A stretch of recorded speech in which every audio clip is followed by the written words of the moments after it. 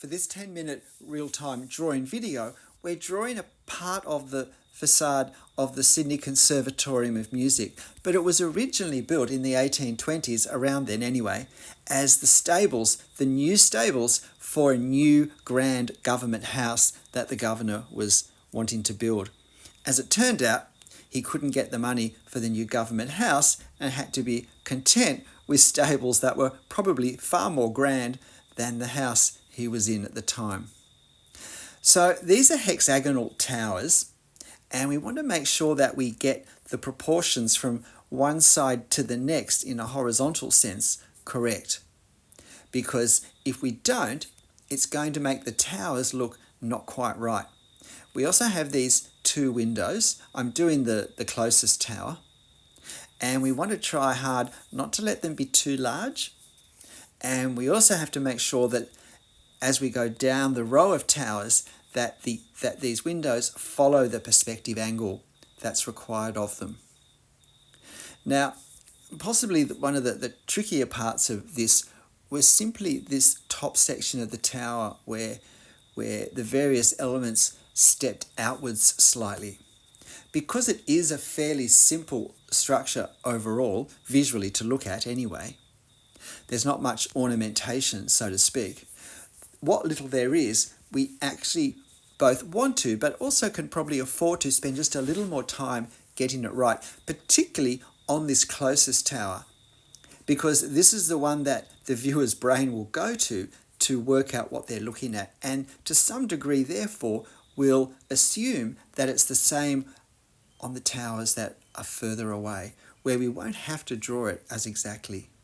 So I'm working hard to work out the widths and the angles and trying to copy what's in my reference. So I'm basically looking at each width and thinking, is it narrower or wider than the width I've just drawn? And then if I get the angles correct.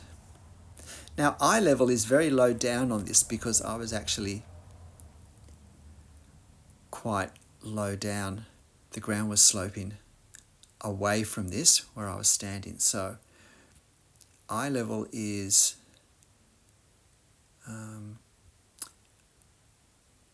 below those bottom windows. So I'm still working out the top of this tower, glancing nervously at the time, but I hadn't taken as much time as I thought at this stage, so that was good. With these crenellations, always important to count, so I can see that there's one on each side and one in the middle. So I started coming in from each side to help me position them correctly. If I went right across from one side to the other, it would be easy to leave too little or too much room. By doing each side one by one, I can work it so I position for the center one more accurately.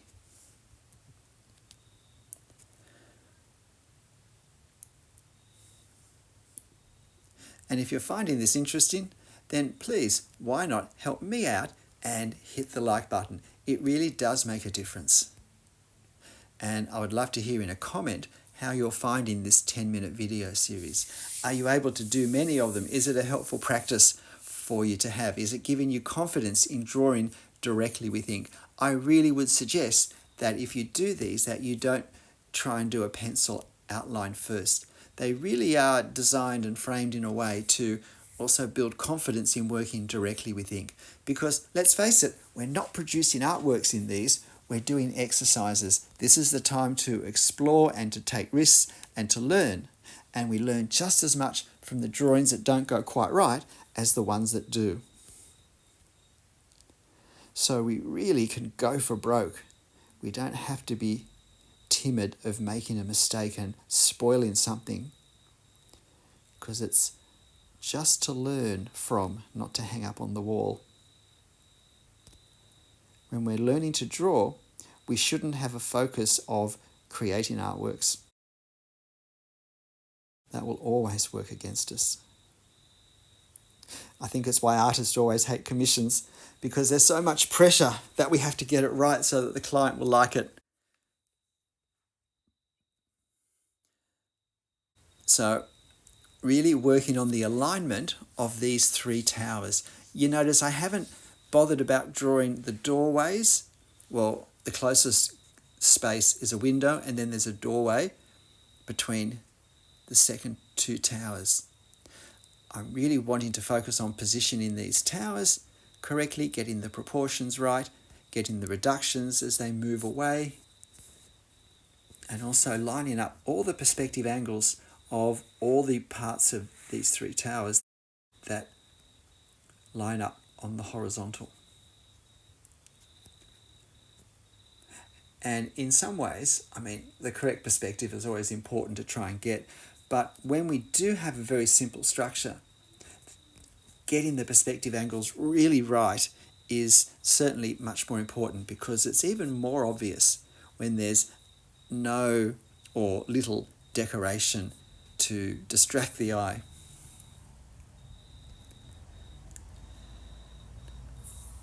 This is actually quite a wide building, but from this angle, it's really narrowed it down. So I've now got these little decorative indents. Now you'll see that I've certainly compromised perhaps my natural desire to draw fairly realistically, and I've really just done some very gestural marks to represent the shadows. When we're trying to do drawing the effect of detail rather than the detail, drawing the shadows is often the easiest and also the most effective way of doing that. And now I'm just lining up these last windows, and I'm checking the angles as I go. You might notice that I'm not doing my normal trick, my usual trick of putting my pen at the angle of the perspective on the reference and then trying it out on my paper, because for a 10-minute drawing, I really don't have time for that. But also, this is the place where I practice doing that by eye and not fussing so much about checking it. And that way I get to see, firstly, am I accurate? And secondly, if I'm not, do I tend to go too steep an angle or too shallow an angle? Because whatever mistakes we make, we will tend to do it the same way. I tend to go too shallow at an angle if I'm not really, really paying attention. And I suspect that is the more common side to err on. And yet, if we don't draw the steep angles when they're there for perspective, I think we lose a lot of what I call the visual drama of the scene. Steep angles are always very dramatic. And particularly in this case where we've got the white against the deep blue sky. Now, very gestural with this section here. My 10 minutes is just about up. So I maybe have another minute and a half to go. And so I just need to suggest these 2 or 3 towers going off further away. And there's also a few glimpses of windows, a square upper window and a more rectangular, larger lower window aligned beneath that along this wall from this tower here to where it disappears behind this shrub. So you'll notice that with this railing, I did still try to indicate foreshortening with my vertical lines for the post of the rail. And so I'm using a 0.2 millimeter pen for this drawing, for all of the drawing. I'm not switching. So now I'm just doing these windows. I'm not fussing with the little bit of detail that's, I think it's a vehicle or something that's up there, or is it a skip bin? Can't really tell on the scale of my phone while I edit, but it's something that I felt fairly confident I could leave out.